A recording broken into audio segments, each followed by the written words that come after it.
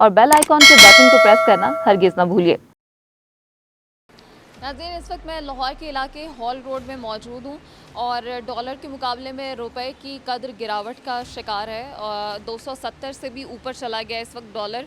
Exchange कंपनियों में 271 में ख़रीदा और 273 के करीब में बेचा जा रहा है इस वक्त। और न सिर्फ ये बल्कि डॉलर अवेलेबल नहीं है मार्केट में, एलसीज खुली नहीं हुई हैं और जो कारोबारी तबका है वो इस वक्त शदीद परेशानी का शिकार है। एहतजाज भी करता है, अपना एहतजाज रिकॉर्ड भी करवाता है, मगर सुनवाई नहीं होती।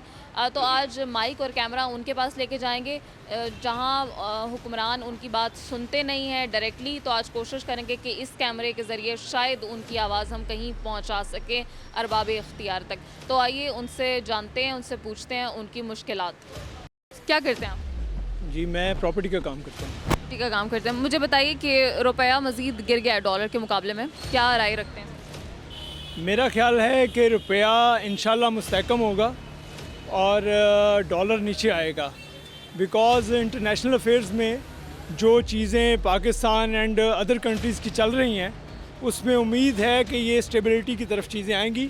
एक्चुअली हमारे यहाँ पाकिस्तान में ना जी, इंफॉर्मेशन वारफेयर की वजह से बहुत सारी चीज़ें इस तरह से फैला दी गई हैं कि मार्केट्स में एक हजानी कैफियत पैदा हो। शफकात साहब, ये बताइए मेरे जैसे कम इल्म लोगों को के लिए रोशनी डालिए कि किस तरह से रुपया मुस्तहकम होगा, क्योंकि इस वक्त हम तो बहुत परेशानी में। देखें, जो डॉलर है ना जी, ये डॉलर जब नीचे आएगा तो रुपया मुस्तहकम होगा।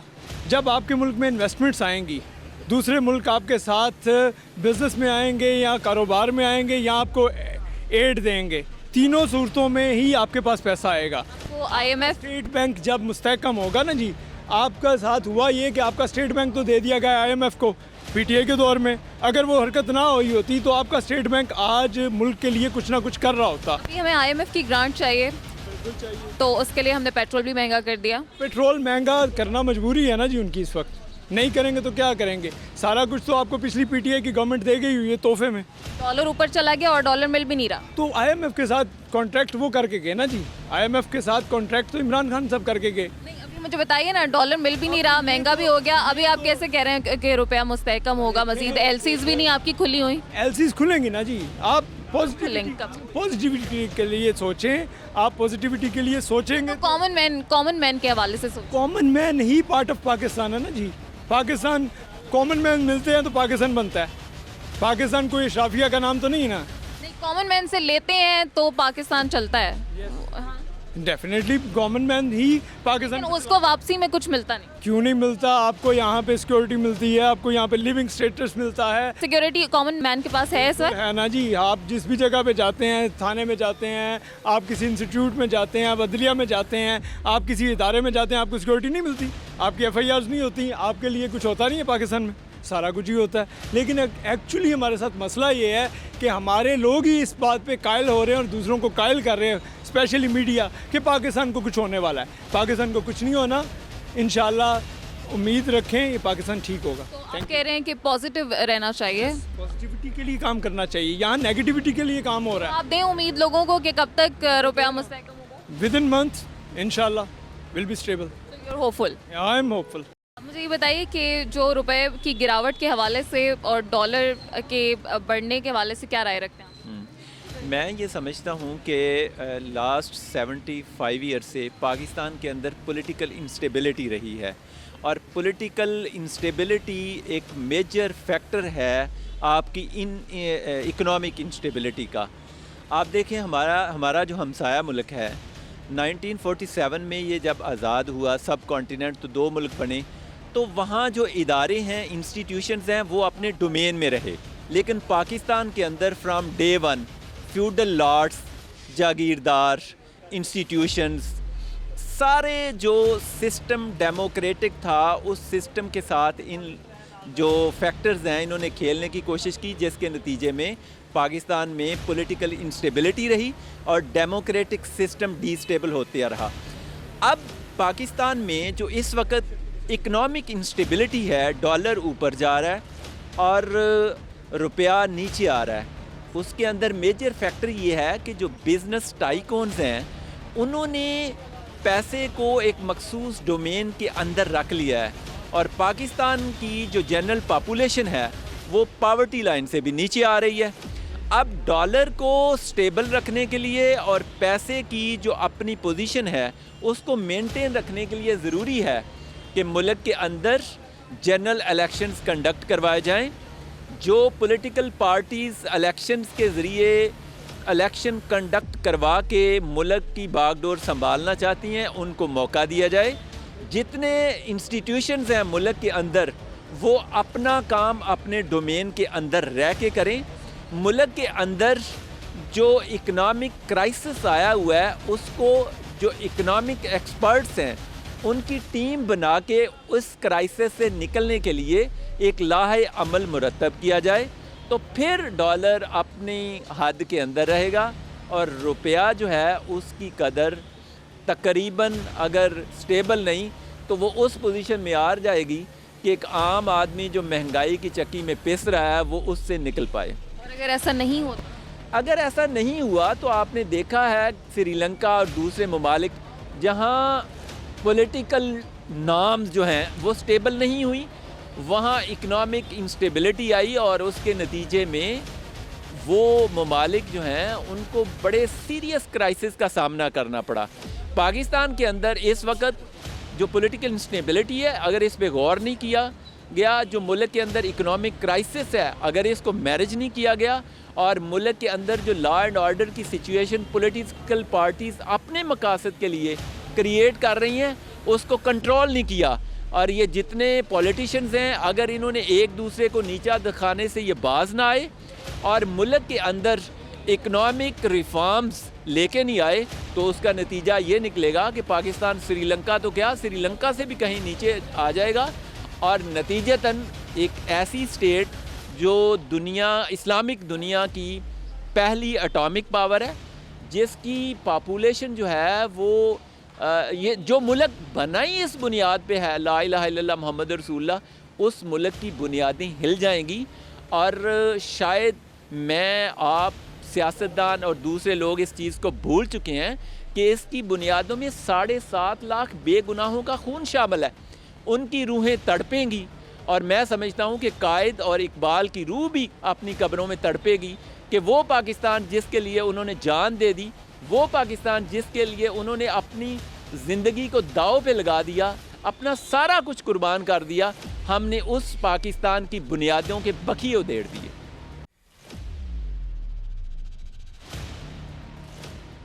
कहाँ से आए आप? इंग्लैंड यूके से। ओवरसीज़ पाकिस्तान। जी जी। मुझे ये बताइए कि पाकिस्तान में तो हर चीज़ की प्राइसेस ऊपर चली गई हैं, रुपया भी गिर गया है, पेट्रोल भी ऊपर चला गया है, अशियाई ज़रूरिया की कीमतें भी ऊपर चली गई हैं, इलेक्शंस भी नहीं हो रहे। आप बाहर बैठ के जब पाकिस्तान के हालात को देखते हैं तो क्या सोचते हैं? बहुत बुरा हाल, दिल का बहुत बुरा हाल है।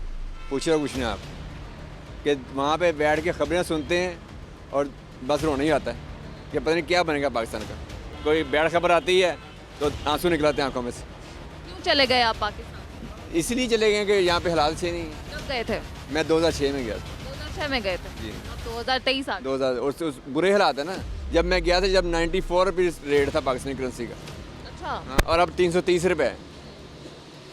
तो वो तनख्वाहें बढ़ी नहीं हुई, तनख्वाहें सब कुछ बढ़ी आ रहा है। आपके ख़ानदान वाले यहीं मुकीम? हाँ जी, यहाँ फैमिली मेरी मेरे साथ ही है, वहीं पर ही। तो मुझे ये बताइए कि बाहर सोच के आपको यहाँ पर कुछ बेहतरी के आसार नज़र आते हैं? नहीं, दुख होता है। या आप सोचते हैं कि जो पाकिस्तान में वो भी चले जाएं? अभी देखो ये कल शूज़ पहने हैं, ये हालात मेरे देख लो, और वहाँ पर पूरा महीना बराबर ही होती है, शूज़ गंदे ही नहीं होते। तो फिर यहाँ पे उल्टा खुशी होती है अपने मुल्क में आ गए हैं, पर जब यहाँ पे हालात देखते हैं तो और रोना आता है कि करें क्या। वहाँ बैठ के मुल्क याद आता है, यहाँ आके रोना आता है। उन्हें और ये चीज़ें देख कर रोना आता है ना कि ये लोग कब सुधरेंगे। अभी अंदर सब लोग खड़े हुए हैं, पैसे मिलने टर्न से, पर सब ऊपर चढ़े हुए हैं। भाई वहाँ पे बैठ जाओ, जब नंबर आएगा तुम्हें आवाज़ दे देंगे, सुनते ही कोई नहीं, और लड़ाई करेंगे, बताओगे समझाओगे तो इसलिए। तो आप क्या कहते हैं जो यहाँ पे रहते हैं वो सारे चले जाएं मुल्क? नहीं, चले ना जाएं, अपने आप को बेहतर करें, अपने आप को बेहतर करें, सीखें अच्छा कौन सा अच्छा काम है। सिगरेट पीते हैं, फेंक देते हैं। भाई सिगरेट अलाउड ही नहीं है, क्यों पीते हो? पान खाते हैं, थूक फेंकी जा रहे हैं, सोच नहीं रहे कि वो गंद हो रहा है। नहीं, बस अल्लाह ताला इनको हिदायत सबको दे, हमें भी, अगर हम गलत हैं अल्लाह हमें भी हिदायत दे, और इसके अलावा क्या कह सकते हैं। तो आप कह रहे हैं कि वो हुक्मरान तो अलग है, लोगों को भी इतनी समझ नहीं है। भाई बात है, खाली एक बंदा ठीक नहीं कर सकता जब तक सब लोग अपने आप को अच्छा नहीं करेंगे। हाँ, ये मैं आपको धिक्का दे के आगे चले जाऊँ, उसका क्या फ़ायदा। भाई आपका नंबर आप लो पहले, मेरा नंबर मेरे बाद में, उसके बाद मैं लूँगा। साग खरीदते हैं लोग? बस खरीदते हैं, कोई ले लेता है, कोई मस्जिद में रखता है पिया, इस वजह से लेकर चलते हैं। जो ले लेता है मेहरबानी होती है, बस इसलिए महंगाई बहुत, डॉलर ऊपर जा रहे हैं, दिहाड़ी दिहाड़ी महंगाई इससे ऊपर जा रही है, बहुत जीना मुश्किल हो गया। खाना पीना गरीब बंदे का, हर बंदा परेशान है महंगाई लिए, बिजली गैस सिलेंडर हर शय महंगी हो रही है, खाने पीने में इंसान बहुत तंगी आ रही, डॉलर रोज़ाना मिसाल ऊपर जा रहा है, इसलिए हर शय महंगी हो रही है। हम गरीब बंदों को मसला है खाने पीने का, बड़े ताजरों अमीर लोग ये पार्टियाँ बाजियाँ लें, जो भी पार्टी बाजी है उनको कोई मसला, सिर्फ हम गरीबों पर ये बोझ आता है हर शय का, हर मुसलमान ही परेशान है, गरीब का तलबा। तो कितना कमा लेते हैं आप? बस 500-600 रुपये मिसाल किस तरह से गुजारा चलता है? बस जो मिसाल है, खाना पीना इधर 500-700 रुपये 600 इसको में बन जाता है। अच्छे बंदे ही होते हैं जो मिसाल ले लेते हैं, मुसवाक 10-20 की 50 दे दे। अगर ये इंसानियत, ये हालात सिर्फ मुसलमान सारे को सोचे ना तो ऐसे पाकिस्तान में सलूक ना हो जैसे वे ऐसा हो रहा है।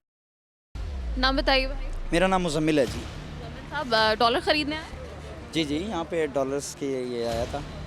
तो पाकिस्तान की जो करेंसी है इस टाइम तो बदतरीन मुश्किलात का शिकार है।